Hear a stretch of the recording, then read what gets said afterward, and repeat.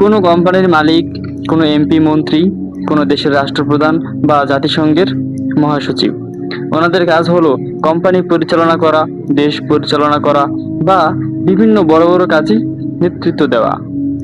ওনারা কোনো জায়গায় গেলে সেখানকার রাস্তাঘাট জনসাধারণের জন্য বন্ধ করে দেওয়া হয় এবং কঠোর নিরাপত্তা দেওয়া হয়।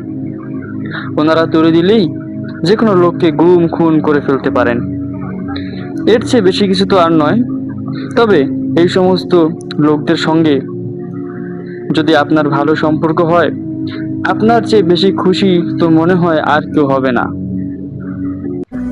অন্যদিকে শুধুমাত্র একজন মালিক আছেন, একজন স্রষ্টা আছেন, যিনি সৃষ্টি করেছেন হাজার কোটি মহাবিশ্ব।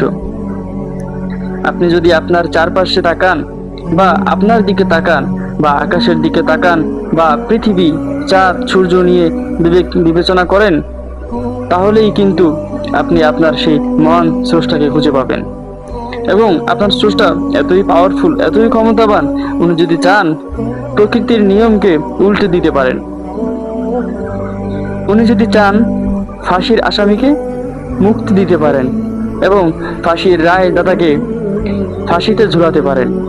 উনি যদি চান রাজাকে ফকির বানাতে পারেন আর ফকিরকে রাজা বানাতে পারেন। উনি যদি চান নিম্ন থেকে নিম্ন শ্রেণীর লোককে সম্মান দিতে পারেন এবং উনি যদি চান সর্বোচ্চ পদের লোককে অপমান করতে পারেন। উনিই তো ভালো মন্দ সবকিছু পর্যবেক্ষণ করেন। উনি যদি চান পৃথিবীর যে কোনো প্রাণীরই তাৎক্ষণিক চলাচল বন্ধ করে দিতে পারেন। উনি যদি চান আগুনের কার্যক্ষমতা কেড়ে নিতে পারেন। উনি যদি চান বাতাসের নড়াচড়া বন্ধ করে দিতে পারেন। উনি যদি চান মৃতকে জীবিত আর জীবিতকে তাৎক্ষণিক মৃত করতে পারেন। উনি যদি বাতাসকে স্থির হয়ে যেতে বলেন, পৃথিবীতে দ্বিতীয় এমন কোনো লোক আছে কি, এমন কোনো ব্যক্তি আছে কি, এমন কোনো ক্ষমতাবান আছে কি যে বাতাসকে পুনরায় আবার সচল করবেন? উনি যদি আগুনের পোড়ার ক্ষমতা বন্ধ করে দেন, কার্যক্ষমতা বন্ধ করে দেন, তাহলে দ্বিতীয় এমন আর কোনো মহান স্রষ্টা আছে কি যে আগুনকে পুনরায় আবার পোড়ার সক্ষমতা দিবেন?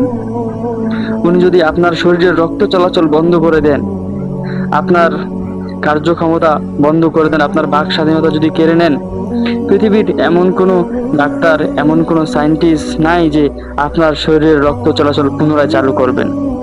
উনি চাইলেই যে কোনো প্রকৃতির নিয়মকে থামিয়ে দিতে পারেন। ওনার ক্ষমতার তো কোনো অভাব নেই, কোনো কমতি নেই। উনি আসল ক্ষমতাবান। প্রকৃতি তো ওনারই সৃষ্টি। উনি যদি যে কোনো জিনিসকে নির্দেশ দেন বা বলেন হও, তখনই তা হয়ে যায়। আচ্ছা, আপনার কি কখনো মনে চায়নি, আপনার কি কখনো ইচ্ছে করেনি সেই মহান সৃষ্টিকর্তাকে একবার আপন করে পেতে? সেই মহান সৃষ্টিকর্তা যদি আপনার আপন হয়, শুধুমাত্র একবার যদি আপনার আপন হয়, আপনার চেয়ে ভাগ্যবান দ্বিতীয় আর কেউ হবে না। সুতরাং চেষ্টা করুন, চিন্তা করুন, ভাবুন। আপনার কার্যক্ষমতা যেখানে শেষ, ওনার কার্যক্ষমতা সেখান থেকেই শুরু।